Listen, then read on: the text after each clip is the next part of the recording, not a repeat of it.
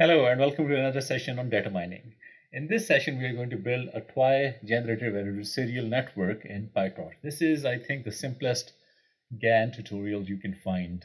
And what we are going to do is we want to simulate a coin toss. We don't know the probability of heads, or at least our GAN is not going to know what the probability of heads is going to be a priori. So it doesn't know from the beginning what the probability of heads is going to be. It's just going to use the coin toss data that we are going to generate in our simulation as a training or for its training, and then it's going to produce heads or tails, so that the probability distribution of the output of the GAN is going to match the real process or the natural process of the coin toss. So in this simulation, or in this example, we want a generator that is going to generate samples, in this case heads or tails, and that probability distribution should match up with the real probability distribution of the coin that we are using. To simulate our coin, we have a very simple function over here that in which we tell it that the probability of generating heads or getting heads is 0.3, and then we use this function to generate some training data.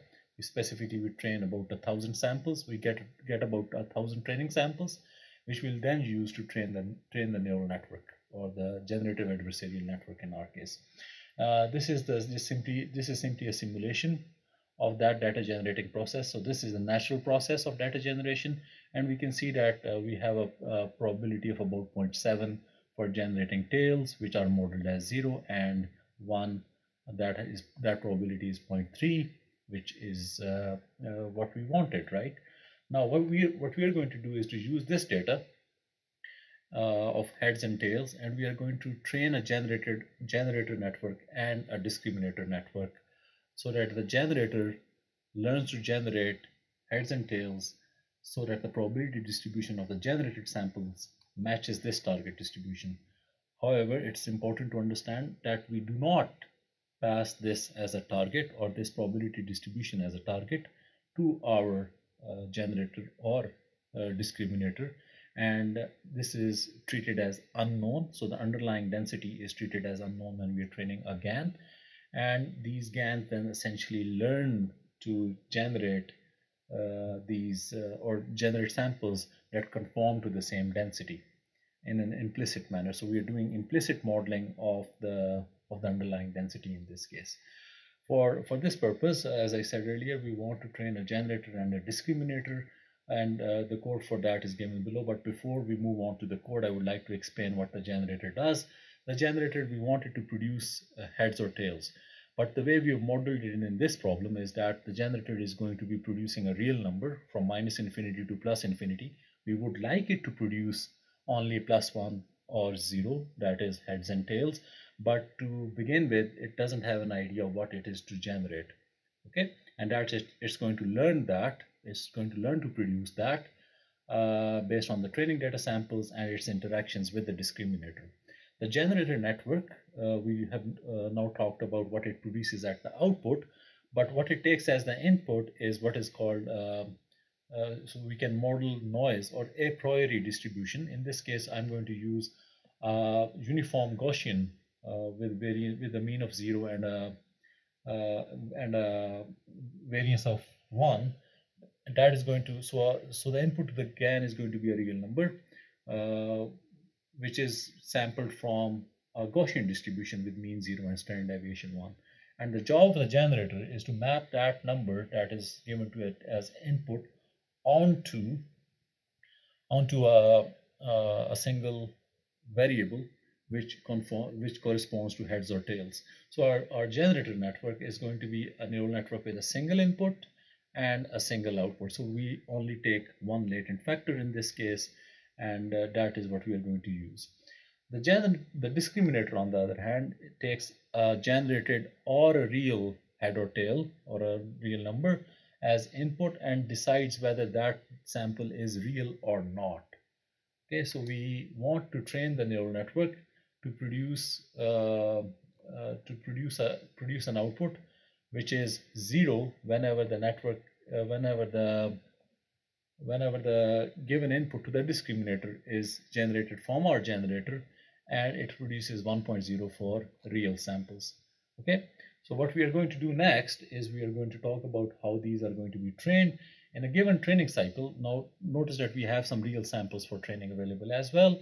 What we first do is we take those samples, the real samples, and we assign them a target label of +1. That is what is going on over here. And the next thing that we are going to do is we are going to generate some random, some samples from the generator based on our latent space samples. Notice that this is what I was talking about earlier. We are going to generate some samples based off of a Gaussian prior, which is with a mean of 0 and a standard deviation of 1. So we generate 32, which is the batch size numbers, which we call the latent samples, which are given to the generator as input. And what the generator does is that it maps these latent numbers to some generated samples.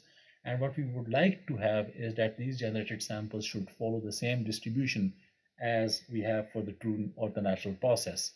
So what we do next is we first do the discriminator training.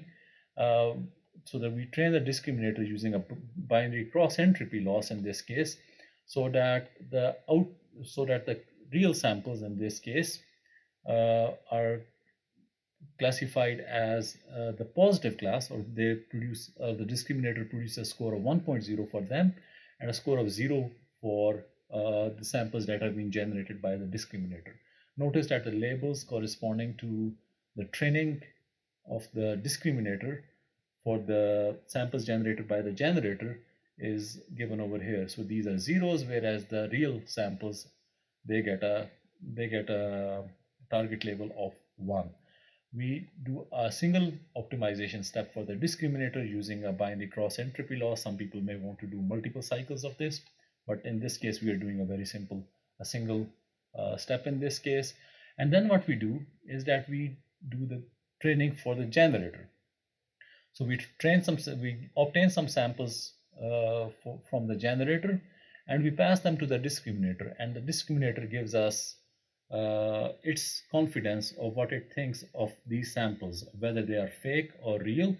And what we would like to have is we would like to update our generator by minimizing this loss function, the cross entropy between the outputs and the samples, between the output of the discriminator and the real sample. So we would like the generator to be trained in a way that the discriminator output is actually 1.0, or it is the real. The discriminator thinks that these are real, and then we do a step over here.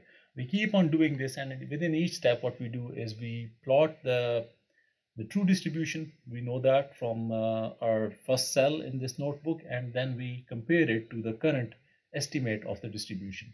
So as you can see, initially after the first samples, our input does not match, or our estimated distribution does not match the true distribution in this case. But as the training progresses, we get better and better at estimating the true density in this case.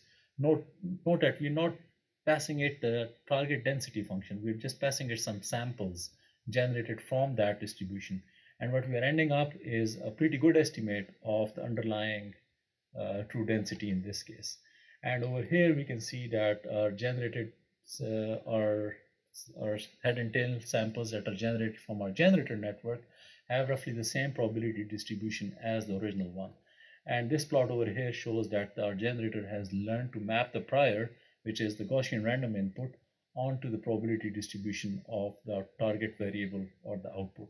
There are some really nice exercises that you can do. You can perhaps change the probability density of generating heads. Let's say whether it is able to learn to produce 50% heads, and then you can use the same code to model more complex density estimation problems.